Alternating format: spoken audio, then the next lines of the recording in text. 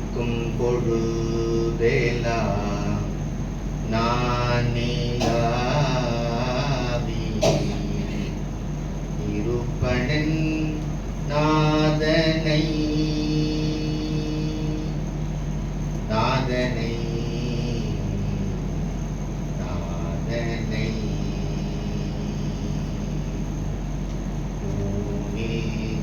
ஆவி உயிர்க்கும் பொழுதெல்லாம் நானிலாவி இருப்பனன் நாதனை நாதனை நாதனை தேனிலாவிய சிற்றம்பலவனார் தேனிலாவிய சிற்றம்பலவனார் வானிலாவி இருக்கவும் வைப்பரே நாடினாரணன் நான்முகன் என்றிவர் தேடியும் திரிந்தும் காண வல்லரோ நாடினாரணன் நான்முகன் என்றிவர் தேடியும் திரிந்தும் காண வல்லரோ மாட மாளிகை மாட மாளிகை சூட்டில்லை அம்பலத்து ஆடி பாதமென் நெஞ்சுள் இருக்கவே ஊனில் ஆவி உயிர்க்கும் பொழுதெல்லாம் நானிலாவி இருப்பனன் நாதனை நாதனை நாதனை. வானத்திலிருந்து விழும் இறங்கொன்று காற்றின் தீராத பக்கங்களில் ஒரு பறவையின் வாழ்வை எழுதி செல்லுவது என்கிற எனக்கு மிகவும் பிடித்தமான துறைமையினுடைய வரிகளை சொல்லி ரொம்ப நேரம் ஆயிடுச்சு. அதனால ஒரு 5 நிமிடத்துக்குள்ள என்னுடைய ஏற்புரையை நான் நிறைவு செய்து மதிய உணவு எல்லோரும் எடுத்துக்கொண்டு விடைபெறலாம் என்கிற அந்த அன்பான அழைப்போடு ரொம்ப மகிழ்வாகவும் நெகிழ்வாகவும் இருக்கிறது. எனக்கே கொஞ்சம் பிரமிப்பாகவும் இருக்கிறது. ஏன்னா ஒரு 25 நூல்கள் ஏறத்தாழ இதுல இந்த அழைப்புகளை நான் கூட நிறைய நண்பர்கள் சொல்லிட்டு இருப்பேன். நம்ம போடுற அழைப்புகளை எவ்வளவு பேர் முழுசா வாசிக்கிறாங்கன்னு தெரியல. ஏன்னா அவ்வளவு பெரிய அழைப்புகளை வேற போடுறோம், நிறைய டிசைன் வேற போடுறோம் அப்படின்னு சொல்லுவேன். ஆனால் உலகப்பூர்வமாக என்னுடைய இந்த தாய்மை புரட்சி என்கிற நூல் என்னுடைய துணைவியார் குறிப்பிட்டதை போல அவரோட வரவேற்புகளை குறிப்பிட்டிருப்பாங்க. 1994 என்னுடைய தாய்மை புரட்சிங்கிற நூல் முதல் நூல் வெளியிடப்பட்டது. நம்ம நடராஜர் கோயிலுக்கு பின்னாடி ஒரு அரங்கம் இருந்தது. அப்போ முன்னாள் முதல்வர் நம்முடைய மருத்துவர் ரங்கராசன் ஐயா வெளியிட்டாரு. அப்படி ஆரம்பிச்சது அந்த பயணம். அப்ப எனக்கு நான் வந்து காலேஜ் ஃபர்ஸ்ட் இயர் படிக்கிறேன்னு நினைக்கிறேன், முதலாம் ஆண்டு படிக்கிறேன். ஒரு 18-19 வயசுல ஆரம்பிச்ச இந்த நூல் எழுதுகிற பயணம். அதன் பிறகு அப்படியே தொடங்கி இன்னைக்கு திருக்குறள் உரைகள் அவங்க நம்முடைய சாய்சுதா அவர்கள் குறிப்பிட்டது போல அதுதான் நான் எழுதின நூல்லேயே ரொம்ப சின்ன நூல், ஒரு 20 பக்கம். மற்றது எல்லாம் பெரும்பாலும் ஒரு 80 பக்கம், 100 பக்கம், 108 பக்கம் அப்படிங்கிற நூல்கள். பல நீண்ட பயணத்துல அதை கடந்து ஒரு 4 நூல்கள் வந்து இப்ப நெய்வேலி புத்தக கண்காட்சி நடந்துட்டு இருக்கு. அந்த புத்தக கண்காட்சியில ஒரு 4 நூல்கள் நாம வெளியிட்டு இருக்கோம். தொகுப்பும் பதிப்பும் நான் அதுல இந்த காற்றில் மூழ்கும் மொழிகள்ல நெய்வேலி கவிஞர்களுடைய தொகுப்பு, எல்லாருடைய கவிதைகளும் திரட்டி என்கிட்ட கொடுத்துருவாங்க. அதை நான் தேர்வு செய்து அது தொகுத்தும் பதிப்பும் வெளியிட்டிருக்கேன் புக் ஃபேர்ல. அது மாதிரி ஒரு 4 ஆண்டுகள் ஒரு 4-5 புத்தகங்களை நெய்வேலி கவிஞர்கள் தொகுப்பு வெளியிட்டிருக்கேன், நெய்வேலி சிறுகதையாளர்களுடைய தொகுப்புலாம் வெளியிட்டிருக்கேன். அப்படி பண்ணிப்போம். அப்ப அப்படியெல்லாம் வெளியிட்டு கொண்டிருக்கிற போது அதே புக் ஃபேர் மேடையில சிறப்பு விருந்தினராகவும் அழைக்கப்பட்டேன். ஒரு ஆண்டு சிறப்பு விருந்தினராகவும் போய் அந்த நூல்களை கரெக்டா வெளியிடுகிற வாய்ப்பும் எனக்கு இறைவன் கொடுத்தான். இப்படி ஒரு 33 ஆண்டுகளாக என்னுடைய வாழ்க்கை வேறொரு பக்கம் ஆன்மீகம், சேவை, தமிழ் அப்படி ஒரு பக்கம் பயணித்துக் கொண்டிருந்தாலும் கூட இன்னொரு புறம் என்னுடைய படைப்பு இலக்கியம் தான் என்னை ஊக்கப்படுத்திக் கொண்டே இருந்தது அப்படின்னு நான் உணர்றேன். இப்ப ஏன் இந்த நூலரங்க வச்சீங்க சார் அப்படின்னு உங்களுக்குள்ள நிறைய பேர் கேள்வி இருக்கலாம். அது என்ன அப்படின்னா, என்னை நெருக்கமாக அறிந்த ஒரு சிலருக்கு மட்டும் தெரிந்த செய்தி நான் உங்களோடு பகிர்ந்து கொள்றேன். என்னன்னா, இப்போ ஒரு திருக்குறள் நம்ம தாய் வலையொலியில நான் ஏறத்தாழ ஒரு 100 விஷயம் பேசியிருக்கேன். அது என்னன்னா, திருக்குறளினுடைய 133 அதிகாரத்துக்கும் 133 புதுக்கவிதை எழுதியிருக்கேன்.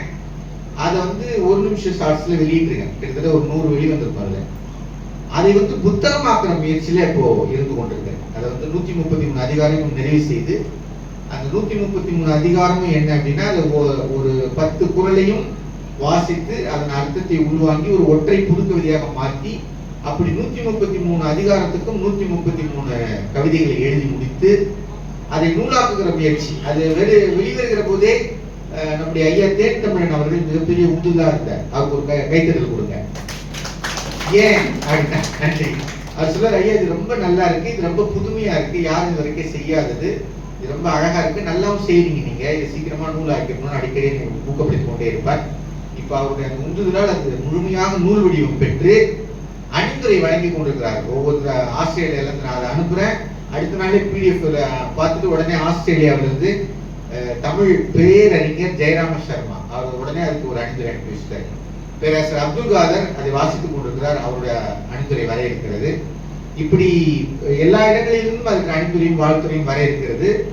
அது ஒரு புறம் நடந்து கொண்டிருக்க, அதை பிற மொழியில் நான் வந்து இந்தியா, தமிழகம், அப்புறம் இந்தியாவின் பல மாநிலங்கள், அப்புறம் 2 நாட்டுக்கு ஒரு முறை போயிருக்கிறது என்கிற என்னுடைய அனுபவத்தில் நாம் பிறரை கொண்டாடுகிற அளவுக்கு வள்ளுவன் இன்னும் கொண்டாடப்பட வேண்டும் நம் தலைமுறையில் என்று நான் ஆசைப்பட்டேன். அதனால இந்த படைப்பு பிற மொழியிலும் போய் சேரணுங்கிற விருப்பத்தினால ஒரு 2-3 மொழிகள்ல மொழிபெயர்ப்பு நடந்து கொண்டிருக்கிறது. என்னுடைய அந்த திருக்குறள் நூல் அது வெளிவர இருக்கிறது. இன்னொரு 2-3 மாதங்கள் ஆகும். அது வெளிவருகிற போது அது ஒரு பெரிய அளவுல இருக்கும் அந்த வெளியீடு. ஆகவே அதன் பிறகு அடுத்து திருக்குறள் உரை வெளிவர இருக்கிறது. அதுவும் மொழிபெயர்ப்போடு வெளிவர இருக்கிறது. இப்படி எனது அடுத்தடுத்த எழுத்தும் பதிப்பும் கொஞ்சம் வீச்சு அதிகமா இருக்க போகுது. அப்ப நான் என்ன பண்ணேன்னா, ஒரு பயணியாக, ஒரு படைப்பாளன், ஒரு பயணிப்பவனாக, ஒரு பறவையாக நின்று பின்னாடி ஒரு 33 வருஷம் நம்ம முதல்ல என்ன பண்ணிருக்கோம் அப்படின்னு திரும்பி பார்க்கலாம் அப்படிங்கிற அந்த முயற்சி தான் இந்த நூல் அரங்கம். அதான் இந்த நூல் அரங்கம். இது நான் இந்த தாய்மை புரட்சியில ஒரு 30 பக்கம் 40 பக்கம் இருக்கும். விடுதலை புரட்சி ஒரு 40-50 பக்கம் இருக்கும். மௌன புரட்சிங்கிற நூல் வந்து நான் 97 வெளியிட்டேன். அது வந்து ஒரு 7 நாள் மௌன விரதம் இருந்தேன். 7 நாள் கண்டினியூஸா மௌன விரதம். அந்த மௌன விரதத்தில் நான் ஒரு கவிதை எழுதினேன். அது ஒரு ஒற்றை கவிதை, 80 பக்கம் கொண்டது. ஒற்றை கவிதை, நான் ஸ்டாப், புள்ளியே இருக்காது, அப்படியே போயிட்டே இருக்கும். அதை நான் நூலாக்கி மௌன விரதம் முடிந்த பிறகு அதை வாசித்து பார்த்துட்டு நல்லா இருக்கு, இதை போடுவோம் அப்படி அந்த மௌனத்தின் அனுபவத்தை அதை ஒரு நூலாக்கி அதை ஒரு மானுட விழா, மிகப்பெரிய விழா அப்படியே செஞ்சேன் 97-98 அதில் வெளியிட்டோம். அப்படி அந்த அந்த அது ஒரு 80 பக்கம் கொண்ட நூல். அப்புறம் வந்து யாத்திரையும் வெளியிட்டோம். மௌனமே பேசுவாதான் நம்ம ராதா பேசின மௌனமே பேசுவா வந்து ஒரு 108 பக்கம் கொண்ட முதல் பெரிய நூல் அதுதான். அப்புறம் அச்சகம் வச்சுட்டேன், பதிப்பகமும் தொடங்கிட்டேன். அது மட்டும் இல்லை, நீங்க தமிழகத்தினுடைய நூலகம் லைப்ரரி ஆர்டர்னு சொல்லுவாங்க, அதுல அந்த நூல் முதலாக தேர்ந்தெடுக்கப்பட்ட நூல் அந்த மௌனமே பேசுவோம். ஒரு 1000 பிரதிகள் தமிழகம் முழுக்க இருக்கிற எல்லா நூலகத்திலும் இருக்கும் அந்த புத்தகம். அப்படி அது ஒரு நாள் நான் நடராஜர் கோயில உட்காந்து சாயங்காலம் தியானம் பண்ணிட்டு வெளியில் வருகிற போது ஒரு மனிதர் உள்ள வந்து, நீங்க தானே ஜெகதீசன் அப்படின்னு கேட்டார். ஆமா அப்படின்னு. நான் பண்ருட்டிக்கு பக்கத்துல இருந்து வரேன், அங்க எங்களுடைய நூலகத்துல உங்க நூல் பார்த்த மௌனமே பேசுவா, அதனுடைய ஆசிரியர் இப்ப நேரில் பாக்குற வாய்ப்பு கிடைச்சது, மகிழ்ச்சினாரு. ஓ, நம்ம புத்தகம் எங்கெல்லாம் போய் சேர்ந்திருக்கு அப்படின்னு நினைத்து கொண்டு அதன் பிறகு அந்த அந்த புத்தக பணியை நான் தொடங்கினேன். அப்புறம் கோடு புள்ளிகளானது அது அந்த கவிதைகள், அப்புறம் அர்த்தம், வாழ்வின் அர்த்தம் தான் என்ன, ஒரு மொழி கொஞ்சம் எழுத்து, அப்புறம் குறிப்பாக அவர் கொள்ளும் என் கவிதையும் நம்ம காளீஸ்வரி ஆசிரியர் பேசின அந்த பகுதி, இதெல்லாம் எனக்கு ரொம்ப பிடிச்சு ரசிச்சு செய்த ஒவ்வொரு படைப்பினுடைய நீட்சி தான். நான் இப்ப முதல்ல இந்த எல்லோருக்கும் சிறப்பு அழைப்பாளராக வந்திருக்கிற அருமை தோழி வேதமித்ராவுக்கு ஒரு பலத்தை கைத்தறி கொடுங்க. ஒரு 5 ஆண்டுகளாக ஒரு பெண்மணியாக நான் எல்லோரையும் போற்றக்கூடியவன். அது என்னோட இருக்கிற எல்லா தோழர்களுக்கும் தோழிகளுக்கும் தெரியும். எல்லாருக்கும் முதல் வாய்ப்பு நிறைய நெய்வேலியில நம்ம கொடுக்காத மனிதர்களே இல்லை. முதல் வாய்ப்பு நீங்க தாங்க. யானே என்னுடைய பட்டிமன்ற மேடைகள்ல, என்னுடைய எழுத்துக்கள்ல நிவேதா பத்தி பேசுவதற்கு ஐயா கவிதை கணேசன் ஐயா வந்திருக்கணும். அவரால் வர முடியாத சூழல் கொஞ்சம். அவருடைய வளர்ப்பு பிராணி, அப்புறம் அவங்களுடைய உறவினர் எல்லாருமே வளர்த்துக்கலாம். 27 ஆண்டுகளுக்கு மேல முதல்ல இந்த தாய் தொண்டு மையம் ஆரம்பிச்சு 33 வருஷம் ஆகுதுங்க. ஆனா நிவேதிதா இதழ் ஆரம்பிச்சு 35 வருஷம் ஆகுது. பாத்துக்கங்க. முதல்ல கையெழுத்து பிரதியாக நான் அதுதான் தொடங்கினேன்.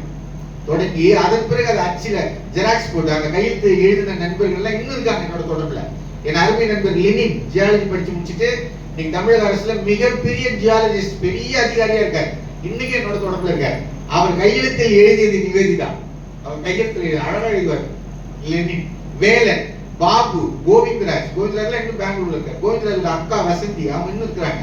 இப்படி எல்லாரும் இன்னும் இருக்கிறாங்க என்னோட தொடர்புல. இந்த கையெழுத்துல ஆரம்பிச்சோம், அப்புறம் ஜெராக்ஸ் போட்டோம், அப்புறம் பிரிண்டிங் போட்டோம். இந்த தாய்மை புரட்சி புக்லாம் இதுல இப்பெல்லாம் பிரிண்டிங் பயங்கர கம்ப்யூட்டர்ல வந்து எங்க தம்பி வேல்முருகன் எல்லாம் வேகமா செய்யறாரு கம்ப்யூட்டர்ல. அப்படி இருக்கிறோம். ஆனா அதை நான் முதல்ல அச்சிடுகிற போது பழைய நபர்களுக்கு தெரிஞ்சிருக்கும் அந்த அச்சு கோக்குற கையில அச்சு கோப்போம் பார்த்தீங்களா, அந்த பிரஸ்.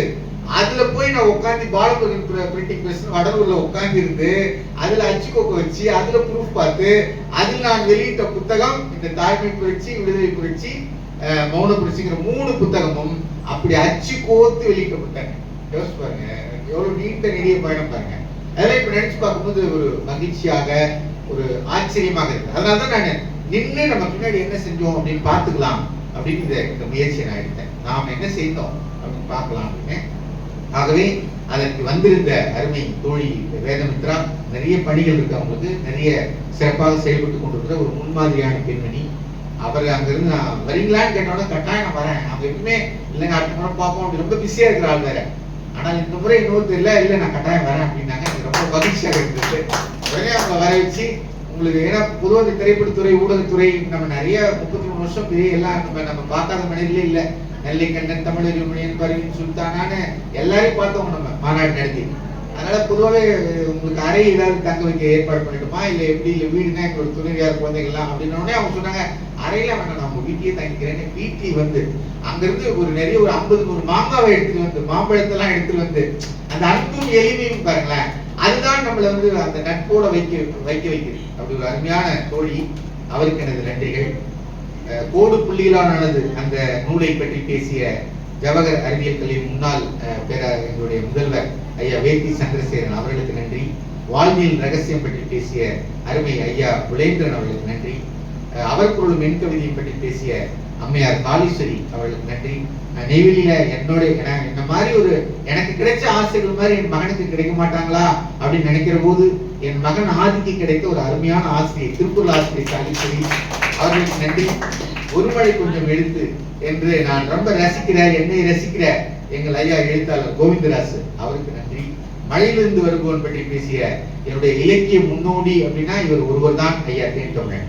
நான் மிகவும் நேசிக்கிற, பாராட்டுகிற, விரும்புகிற, ரசிக்கிற ஒரு அருமையான மனிதர் எங்கள் ஐயா தேன்தமிழன். அவர் வந்தது ரொம்ப மகிழ்ச்சி. ஸ்ரீதேவியை பத்தி பேசுறதா இருந்தது. இவர் வந்து உடல் வேற சரியில்லாம இருக்கிறாரு. அவர் வேற சொல்றாரு, எனக்கு கொடுங்க நான் ஒரு நூல் பேசுறேன்னு. வேணாங்க, உங்களுக்கு உடல்நிலை சரியில்லாம இருக்கு, அதனால நீங்க பேச வேணாம், நீங்க பார்வையாளரை மட்டும் வாங்க. ஸ்ரீதேவி நீங்க வர முடியாத ஒரு சூழல் இருந்ததுனால நீ அவர் நினைத்ததே நடந்தது. ஆகவே அவருக்கு அந்த புத்தகம் போனது. ரொம்ப அருமையாக பேசியிருக்கிற ஐயா அவர்களுக்கு நன்றி. மௌனமே பேசவா அந்த நூலை பற்றி பேசிய செல்வி ராதா அவர்களுக்கு ஒரு பலத்தை கைத்தறி கொடுங்க. ஒரு 3 பேருக்கு இங்க நல்ல கைத்தறி கொடுப்போம். எல்லாரும் கைத்தறி கொடுத்தாங்க. யார் அப்படின்னா இந்த வளரும் தலைமுறை பிள்ளைகள் அவங்க தான். என் மகளை போல இருக்கிற ராதாவுக்கு வாழ்த்துக்கள். என் தம்பியாக இருக்கிற அசோக்குக்கு வாழ்த்துக்கள். அவர் பேசுறது கேட்டீங்களா, இப்படி பேசணும். ஒரு அறிவானது. நான் வந்து எவ்வளவு பிஸியா இருப்பேன், நிறைய பேர் போன் பேசுறது தவிர்ப்பேன். ரொம்ப குறிப்பான நம்மள்கிட்ட தான் போன் பேசுவேன், குறைவான நேரம் பேசுவேன். ஆனா அசோக்ட மட்டும் தான் இப்ப ரொம்ப நேரம் பேசுறேன். ரொம்ப நன்றி. ஏன்னா அவர் வந்து அவர் எடுத்துக்கொண்டிருக்கிற முயற்சிகள், அவர் வந்து ஒரு இளைஞராக, நான் எப்படி இளைஞராக இருக்கிற போது என் ஆசிரியர்கள் எப்படி என்னோட உரையாடினார்களோ அப்படி வந்து அவர் உரையாடுறார், ஆய்வு செய்கிறார். ஒவ்வொரு குறிப்பான விஷயங்களை எடுத்து ஆய்வு செய்கிறார். அந்த ஆய்வு பற்றி பேசுகிறார், இசங்களை பேசுகிறார், பிலாசபி பேசுகிறார். ஏன்னா இதெல்லாம் என்கிட்ட இருக்கா, இதை நான் யார்கிட்ட பகிர்ந்து தெரியல. அப்படிப்பட்ட ஒரு தம்பியாக அசோக்கை நான் பார்க்கிறேன். அவர் பேசின விதத்தை பார்த்ததுனால உங்களுக்கு புரிஞ்சிருக்கும். அருமையான தம்பி, அவருக்கு ஒரு நல்ல கைத்தறல் கொடுங்க. அதுபோல நீங்க நிகழ்ச்சி தொகுப்பு என்றால் நெறியாளுகை செய்வதற்கென்றே எங்கள் செல்வி கீர்த்தனாவை தான் அழைக்க வேண்டும் என்பதற்காக என் மகள் போல அவருங்க, என் மகள் போல இருக்கிற செல்வி கீர்த்தனா. அவர் வந்து தந்தை தினம் வாழ்த்து சொல்லி தந்தையை சொல்லுகிற போது அவர் கண் கலங்கினார். அதை நான் கவனித்தேன். உங்களுக்கு ஒரு தந்தையை போல, உங்கள் தந்தையை போல இருக்க முடியாது, உங்களை போன்ற ஒரு மகள் எனக்கு இல்லையே என்று நான் வருத்தப்படும்படியாக ஒரு நல்ல மகளாக நீங்கள் இருங்கள். அப்படி தந்தையாக எவ்வளவோ குழந்தைகள் நான் வளர்த்துருக்கோம். உங்களுக்கு ஒரு சின்ன அந்த கைடன்ஸாக நான் கட்டாயம் இருப்பேன். ஒரு தந்தையை போல உங்களுக்கு இருப்பேன் என்று அந்த இந்த மன்றத்தில் சொல்லுகிறேன். இப்படி வளர்கிற பிள்ளையாக இருக்கிற இந்த 3 பேருக்கு ஒரு பலத்தை கைத்தறி கொடுங்க. ராதா, கீர்த்தனா, தம்பி 3 பேரையும் நான் நேசிக்கிறேன். இந்த அரங்கத்துல நான் ரொம்ப நேசித்தது இவங்க 3 பேரை என்று நான் முதல்ல சொல்றேன். ஏன்னா வளர்கிற தலைமுறை நாம வந்து ஒரு 50 வயது கடந்துட்டோம். நாம் செய்கிற வேலை ஒன்று இருந்தாலும் கூட ஒரு 20 வயதான, 25 வயதான, 24 வயதான, ஒரு 30 வயதான இந்த தம்பிகளை தங்கைகளை தான் நாம் அடுத்தது. ஒரு அருமையான நீ காலையில் இங்க உட்காந்து வாசிக்கும் போது கூட என்னுடைய அந்த நிவேதிதாவில் என்னுடைய அந்த உரை நான் எழுதியிருக்கும் போது கல்யாண்ஜியினுடைய அந்த கவிதை எனக்கு படித்தேன் என்னோட உரையில. அது வந்து அவர் சொல்றாரு, நான் வந்து என் கையில் இருப்பதை எல்லாம் அடுத்த தலைமுறைக்கு கையளித்து விட்டு போக விரும்புகிறேன். என் கடைசி நாட்களில் என் கைகளில் எந்த பூக்களும் இருக்கக்கூடாது, வெறும் கையாக இருக்க வேண்டும். என்னுடைய எல்லா பூக்களையும் என் அடுத்த தலைமுறைக்கு கொடுத்து விட்டு போகவே நான் விரும்புகிறேன். என் கைகள் வெறுங்கையாக இருக்க வேண்டும். கல்யாணி சொல்லுகிற அந்த வார்த்தை தான் என் வாழ்க்கையாக கொண்டு இயங்குவன் நான். ஆகவே வளர்கிற தலைமுறையை அடுத்த பிள்ளைகளை நாம் வந்து கொடுத்துட்டு போயிட்டோம் அப்படின்னா இந்த உலகம் வந்து இன்னும் சுபிட்சமாக இருக்கும் என்று நான் கருதுகிறேன். ஆகவே நான் அவர்களை பாராட்டுவேன். அதை தொடர்ந்து புன்னகை பரிசீலனைகள் பற்றி பேச வர இருக்கிற நம்ம முதல்வர் ஆசா ரோசலின் வரையிலே அதே போல நம்முடைய முதல்வர் லட்சுமி அவருக்கு ஒரு பலத்தை கைத்தட்டல். ரொம்ப நீராடலை வந்து ரொம்ப அழகாகவும் ரொம்ப கவித்துவத்தோடு ரொம்ப ரசிச்சு அதை சொன்னாங்க. அவருக்கு நன்றி. இந்த சோதரியின் காதல் கேள்வியை பற்றி பேசிய அருமை தோழி அங்கேற்கனி அவர்களுக்கு நன்றி. அருமையாக பேசினாங்க. அதுல பள்ளிக்கூட காலத்தெல்லாம் எடுத்து ரொம்ப அழகாக பேசினாங்க. இன்னும் நிறைய பேசுவது நிறைய இருக்கிறது என்றாலும் கூட நேரம் சொல்லிக்கொண்டே. அதுபோல சமீபத்தில் என்னுடைய இலக்கிய தோழியாக இருக்கிற சாய் சுதா அவருக்கு ஒரு பலத்தை கைத்தட்டல். ரொம்ப அருமையான ஒரு வலையை நடத்தியிருக்காங்க. நெய்வேலியில் நான் வியந்து பாராட்டுகிற ஒரு பெண்மணி சாய் சுதா. அவங்க வந்து ரொம்ப வருடங்களுக்கு முன்னாடி ஒரு சமையலறையில் அமர்ந்து கொண்டு அங்க பேசுவாங்க அவங்க வலையிலேயே. இன்னைக்கு வந்து நிறைய அவங்க தொடாத துறையே இல்லை, எல்லாத்தையும் பேசுறாங்க. இப்போ அதுல எனக்கு ஒரு வாய்ப்பு கொடுத்துருக்காங்க நூல்களை பற்றி பேசுவதற்காக. போன முறை நீங்க பார்த்திருப்பீங்க சண்டிதாஸோட நூல் பேசியிருக்கோம். இப்ப அடுத்த வாரம் அன்னை தெரசா பற்றி பேச போறோம். ரொம்ப அழகாக அதை தொகுத்து செஞ்சுட்டு இருக்காங்க. அந்த முயற்சி அவருக்கு பாராட்டுகள். அதுபோல அசோக் சொல்லிட்டேன், கீர்த்தனா சொல்லிட்டேன், எல்லாரும் சொல்லிட்டேன். ஒரு செய்தி சொல்லி நான் அமர்ந்து விடலாம், அதுதான் சரியாக இருக்கும் என்று நான் கருதுகிறேன். இதுல இருக்கிற இந்த கவனம் கொள் மனிதனே எல்லா மேன்மைகளையும் உச்சம். சண்டிதாசர் பத்தி நான் வங்க கவிஞர். இவரு வங்காளத்தில் பிறந்தவர், ஒரு ஆன்மீக சிந்தனையாளர், கவிஞர். அவர் சொல்ற இந்த கவிதை ரொம்ப அழகான கவிதை. அதனால நான் முன்னாடி போட்டேன். கவனம் கொள் மனிதனே எல்லா மேன்மைகளையும் உச்சம், அதை தாண்டி எதுவுமே இல்லை. ஆழமான வார்த்தை. மனிதன் தான் எல்லாமே அப்படின்னு சொல்ல. இதுல இந்த கடைசி பகுதியில சிவலிங்க ஆலயத்தை பத்தி போட்டிருப்பேன். என் வாழ்வின் இப்ப நான் வந்து 33 ஆண்டுகளை கடந்து இப்போ நான் வந்து நிறைய தீட்சைகள் எடுத்திருக்கேன். நான் சமய தீட்சை, விசேட தீட்சை எல்லாம் எடுத்து சிவலிங்க பூஜை முறையாக செய்யறவங்க நாங்க. நானும் சரி, என்னோட துணைவியாரும் சிவலிங்க பூஜை தொட்டு செய்யக்கூடியவர்கள் நாங்க 2 பேருமே. அப்போ இப்போ எனக்கு இறைவன் வந்து இந்த உந்துதலை ஒரு 20-25 வருடங்களாக கொடுத்து கடந்த 15 வருடங்களாக இதை பற்றி பேச வைத்து இப்ப அது கடைக்கால் எடுத்துட்டோம் அப்படிங்கிறதே எனக்கு பெரிய மகிழ்ச்சியாக இருக்கிறது. இப்ப எனக்கு வேற எதுலையுமே சிந்தனை இல்லை. எனக்கு ஒற்றை சிந்தனை சிவலிங்க ஆலயம் மட்டுமா தான் இருக்கு. சிவலிங்க ஆலயம் கீழே அந்த முதியோர் இல்லம், மூத்தோர் இல்லம், அன்னதான அதை அமைப்பது மட்டும்தான் இருக்கிறது. அதுல எல்லாரையும் எப்படி இணைப்பது?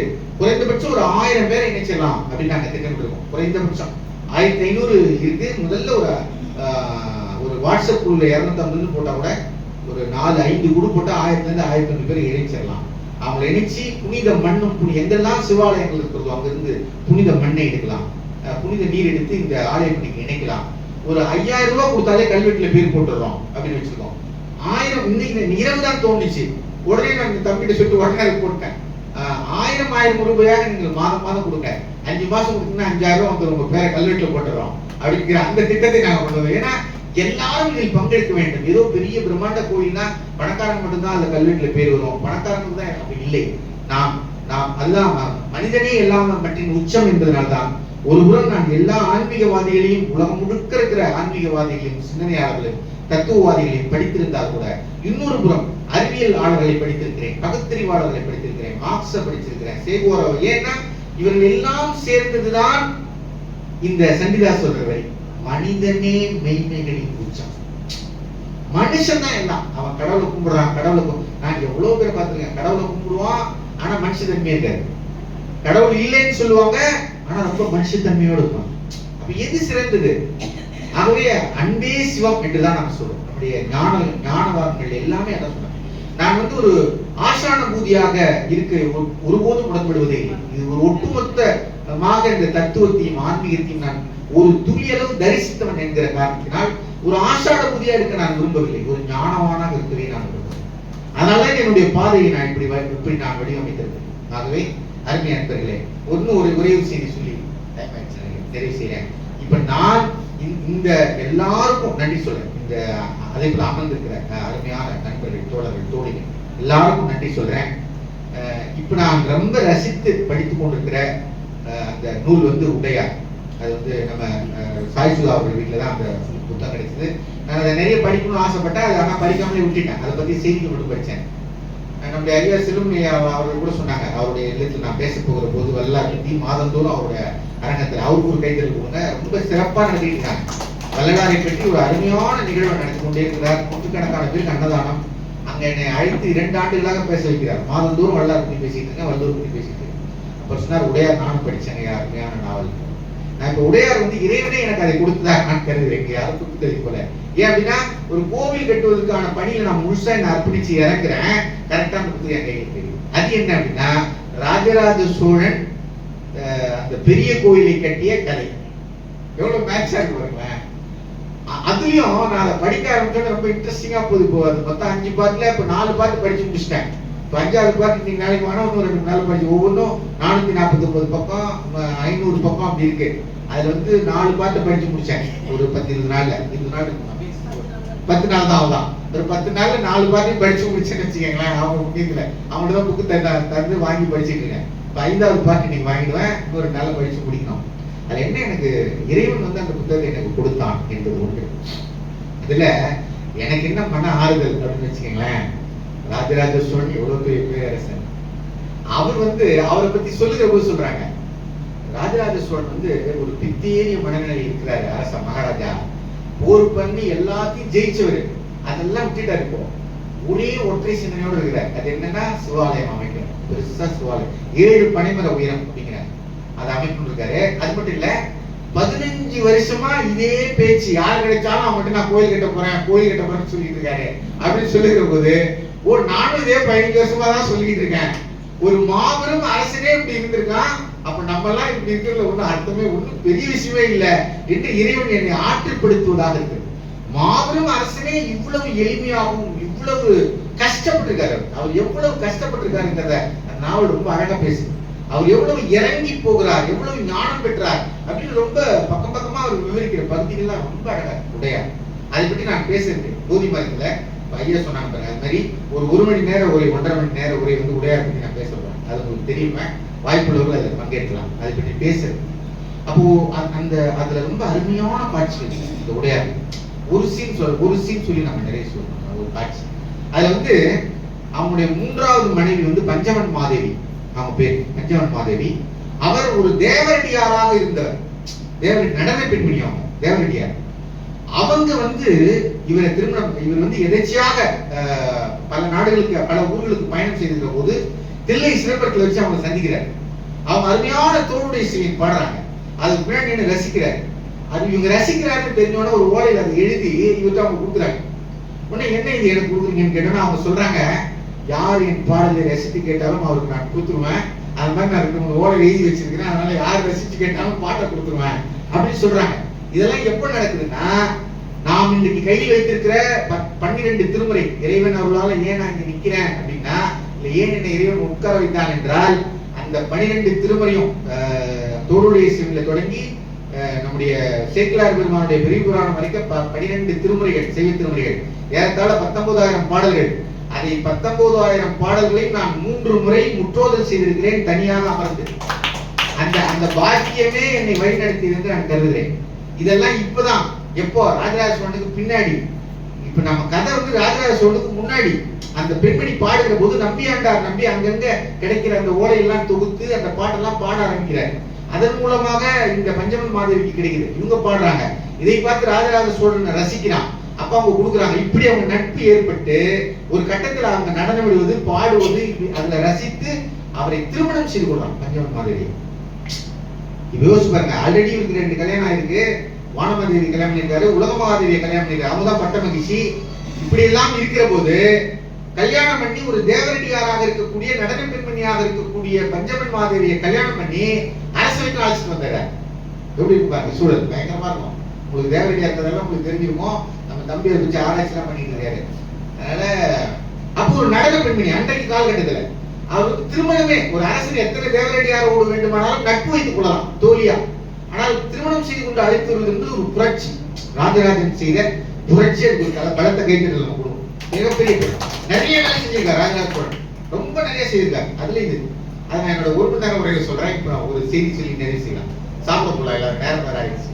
அப்போ உடனே அரசவையில வந்து பேசிக் கொள்றாங்க. என்ன இது ஒரு தேவதையார கல்யாணம் பண்ணி பஞ்சமநாதனை கூட்டிட்டு வந்துட்டாரு, அரசு இப்படி பண்ணிட்டாரு, அவர் பாடுறாரு ஆடுறாருன்னு அதுல மயங்கி கடைசி இப்படி பண்ணிட்டாரு. அது அரசவைக்கும் பேச்சாரு.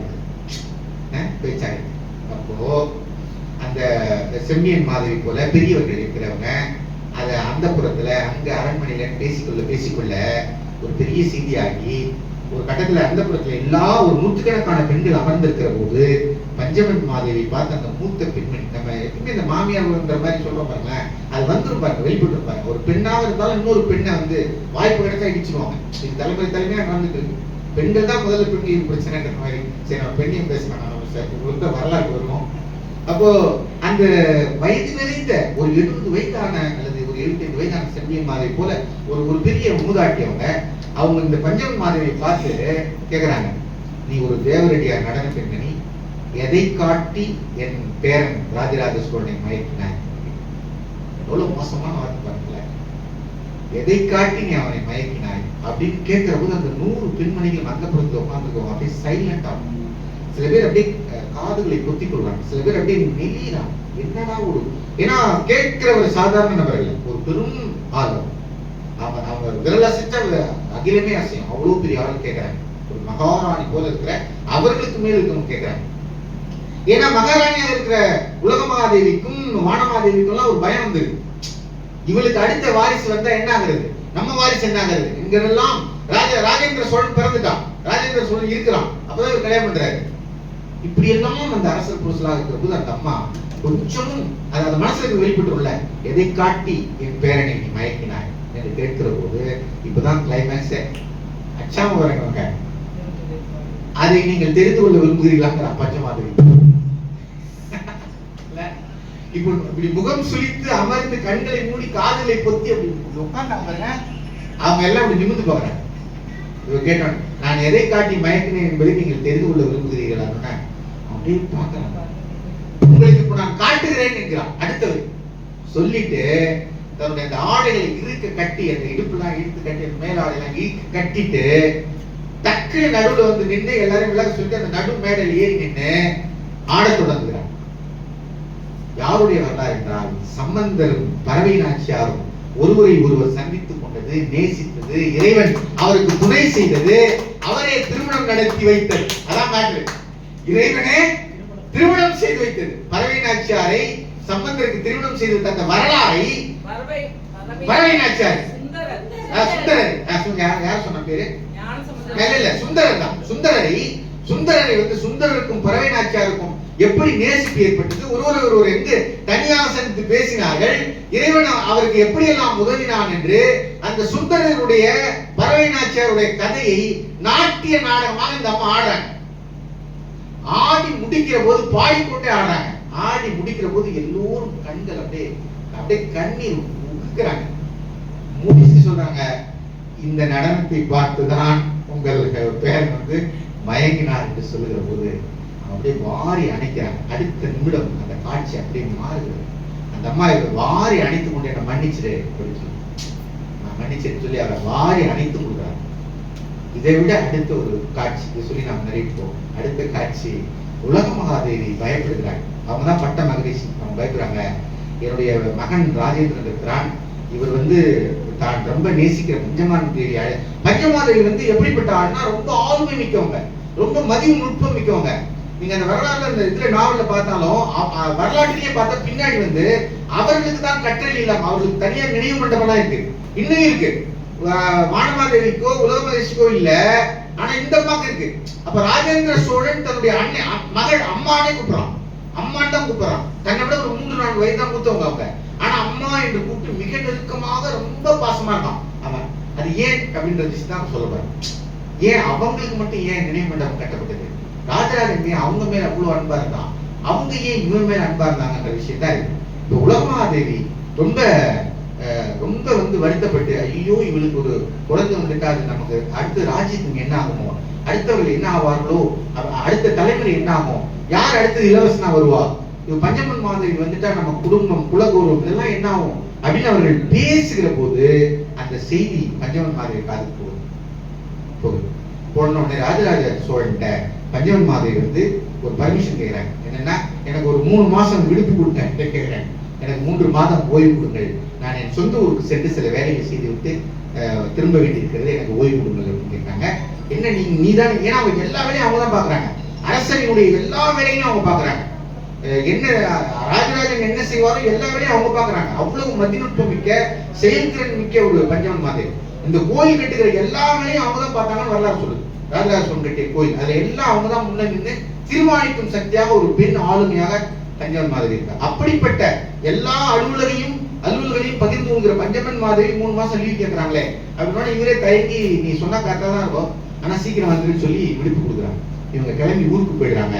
ஊருக்கு போய்விட்டு 3 மாதம் அவருடைய சில பணிகளை எல்லாம் பார்த்து விட்டு திரும்பி வராங்க.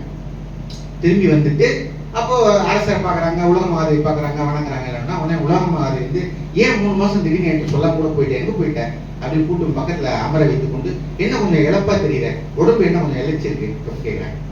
அப்படி சொல்லுகிற போது பஞ்சமன் மாதேவி சொல்கிறாள், அம்மா அக்கா, ஏன்னா முறையில் அக்கா தானே, அக்கா நீங்க வருத்தப்படவே வேண்டி இருக்காது, யாரிடமும் உங்கள் மனக்குறையை சொல்லி அழ வேண்டி இருக்காது, வருத்தப்படவும் வேண்டி இருக்காது அப்படின்னு சொல்றாங்க. என்ன சொல்ற என்று கேட்கிற போது, எங்கே எனக்கு ஒரு வாரிசு விட்டால் அது இந்த நாட்டினுடைய வாரிசாக மாறிவிடுமோ, அது மட்டும் இல்ல அவ என்ன சொல்லுவான்னா, இவளுக்கு வாரிசு வந்துட்டா நம்ம ராஜராஜ சோழன் உயிருக்கு ஆபத்து விடுமோன்னு சொல்லுவான். ஏன்னா அன்னைக்கெல்லாம் அதெல்லாம் நடந்ததுதான் அரச வரலாற்றுல.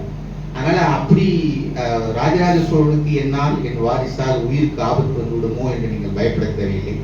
எனக்கு பிறந்திருக்கிற ஒரு மகன் இந்த தேசத்துக்கு போட்டியாக விடுவான் என்று நீங்கள் கவலைப்பட தேவையில்லை.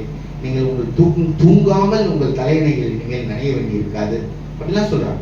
ஏன் என்ன இது புதிரா சொல்றேன் என்ன அப்படின்னா சொல்றா, நான் 3 மாதம் என் ஊருக்கு சென்று மருத்துவரை வைத்து, இதை நீங்க யாருக்கும் சொல்லக்கூடாது போல சத்தியம் வாங்கியிருக்கான். சத்தியம் வாங்கிட்டு சொல்றா, என் மருத்துவரை வைத்து எனக்கு குழந்தையே பிறக்க வேண்டாம் என்று என் வயிற்றை மலராக்கி கொண்டேன். பயங்கரமான இப்படி அவங்க உடனே கதறி கதறி அழுகுறாங்க. அந்த பட்டத்து அந்த மகாராணி உலக மகாதேவி சொல்றாங்க, கதறி கதறி அழுகுறாங்க. அழுது அவரை அணைத்து கொண்டு, ஐயோ நான் என்ன சொன்னேன், நீ என்ன செஞ்சிட்ட, உனக்கு ஒரு குழந்தை வேண்டாம் என்று நான் நினைக்கல, நீ ஒரு தாய்மை அடையக்கூடாதுன்னு, நான் அப்படிப்பட்ட மோசமான ஆள் இல்லை, நான் நீ ஏன் இப்படி பண்ணின அப்படின்னு சொல்லி கட்டி அணைத்து கொண்டு அவர் அப்படியே கதறா. உடனே அவர் சத்தியம் வாங்குறா, இது வேற யாருக்கும் தெரியக்கூடாதுன்னு சொல்லிட்டு, அதன் பிறகு அவ சாப்பிட்டாளான்னு கேட்காம இவங்க சாப்பிடுவதில்லை, அவள் உறங்கினாளான்னு கேட்காம உறங்குவதில்லை என்று அந்த அரண்மனை ஒட்டுமொத்தத்தையும் தன் கைக்குள் கொண்டு வருகிற ஒரு ஆளுமையாக பஞ்சமன் மாதேவி மாறி போகிறாள் என்று அந்த கதை போய் கொண்டே இருக்கு. எத்தனையோ பேருடைய தியாகம் தான் ஒரு மிகப்பெரிய வரலாறுகளை உருவாக்குகிறது. இது ஒரு மனிதனின் உச்சம். சண்டிதாசர் சொல்லுகிற அந்த வரியை மீண்டும் நீங்க நினைச்சு பாருங்க, கவனக்கொள். மனிதனே அனைத்து மெய்மைகளின் உச்சம். அவன் எப்படி பரிணாமம் எடுப்பான் என்று நமக்கு யாருக்குமே தெரியும். ஒவ்வொருவரும் ஒவ்வொரு பரிணாமம். பஞ்சமன் மாதேவியை நான் மனதார நெடுஞ்சான் கிடையாக வணங்குகிறேன் என்று